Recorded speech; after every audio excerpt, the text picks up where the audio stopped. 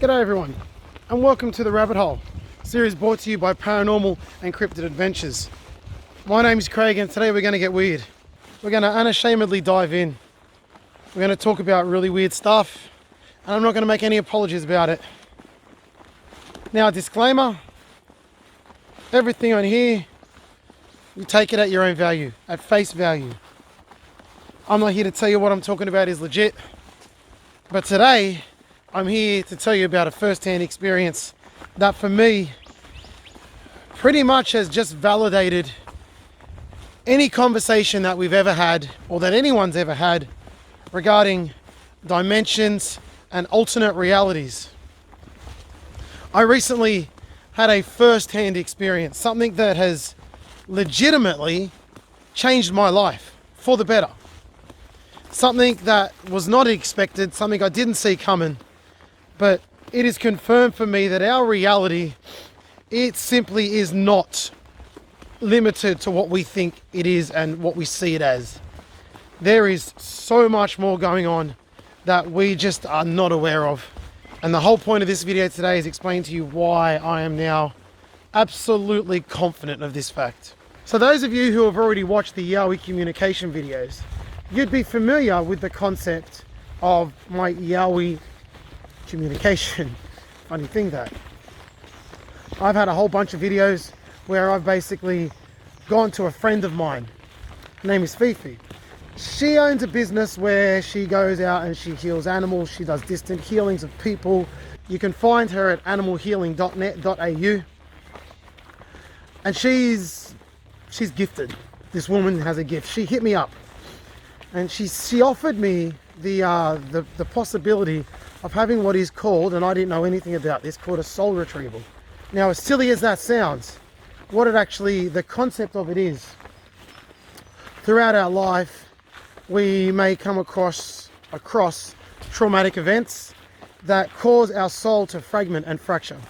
And because of this fragmentation and fracturing of our soul, we develop, issues and problems that we would never normally put down to something so mystical and esoteric. And we could get, years of therapy, and these problems that this soul fragmentation can create can really impact our lives. And so she offered me a distant soul retrieval. So she was where she is and I was where I was. I said, yeah, whatever. I'm keen. I'm open to whatever. Let's give it a crack. Now, the truth is I expected absolutely nothing. I didn't even know what to expect. I'd never heard this before. But she called me, we did our thing, and she did her soul retrieval. What happened was not, overwhelmingly spectacular or special. She talked me through a process. I responded and, gave her my impressions and what I was feeling and that kind of thing. And we basically finished the session. But here's what you need to understand. The guy you see on this channel, that's me. This is who I am. But unfortunately, I've always had a bit of an anxiety streak. Times when I get a little bit edgy, frustrated, and, can lose the patience, all that kind of stuff. I've always had that in me, unfortunately. And it's always been something that I don't like. It's always been something that I want to fight and battle and overcome. She doesn't know this. So she comes at me, and the session, by the time it's finished, where I feel all this anger and frustration and all this hot energy and all this negativity and all these things, I always feel it in my stomach. And by the end of the session, my stomach feels like it's had cold water poured on it. The anger's gone, the frustration's gone, the stress, the anxiety, the tight feeling, it's all gone. And I find that really, really interesting. This feeling didn't go away. In interactions with my wife, I was calm.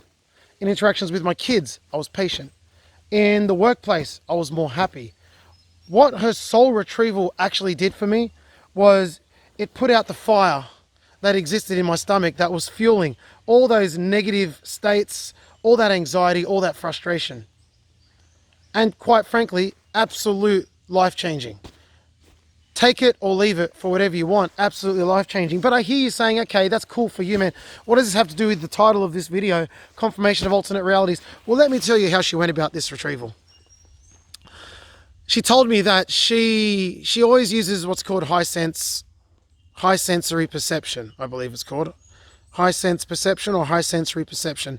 That's her technique. She's able to tap into energies and basically understand them. I'm not going to sit here and try and tell you exactly what she does. She works with energy. She knows how to work with it. She took me on a journey. She said she was in a forest, not unlike the Canadian wilderness, and that she saw a bear and that this bear was my power animal. And she said that the bear took her to a place in the forest where he dug up a hole, and within that hole was a picture of a young boy that was basically myself. It wasn't basically, that was represented me. And he gifted it to me. He said it had been buried underground, and now it was time for me to basically get it back. Then he took her into a cave, and within this cave he ventured in, and she would walk with him. And he took her to this place where there was like a rounded kind of crystal kind of object that was kind of glowing this blue, etheric blue energy beaming off it. And he said that this was for healing. Now, he did his thing through Fifi and integrated these gifts or these crystals, whatever the energy, whatever you want to call this. And I physically felt it. She didn't describe to me what was happening, yet I was describing to her exactly what she was seeing happen. The energy entered through my crown chakra, and I didn't know this, but as I was lying there, I felt tingly feelings on my head. I didn't think anything major of it, if I'm completely honest. I just went, oh, okay, I never normally lie still and notice my body. I'm noticing the tingling because I'm not watching TV, I'm not talking to someone, this, that. But the feeling moved down into my gut. And it felt like a very earthy, masculine energy. And it felt like, almost like my, it sounds silly, but my insides turned to like an airy mud. I don't know how else to describe it. That's how I described it to her at the time. That feeling then started radiating energy outwards from my gut. And I could feel it pulsing, this energy pulsing through my gut. It moved up into my heart, where it pulsated even stronger for a longer period of time. And then it settled back down into my gut. It was when it settled back down that I felt all that fire, all that frustration, all that heat, all that tightness just dissipate and go away. And it was replaced by what I would consider infinite patience. I felt infinitely patient. Nothing could shake me. Now, how the heck does this work?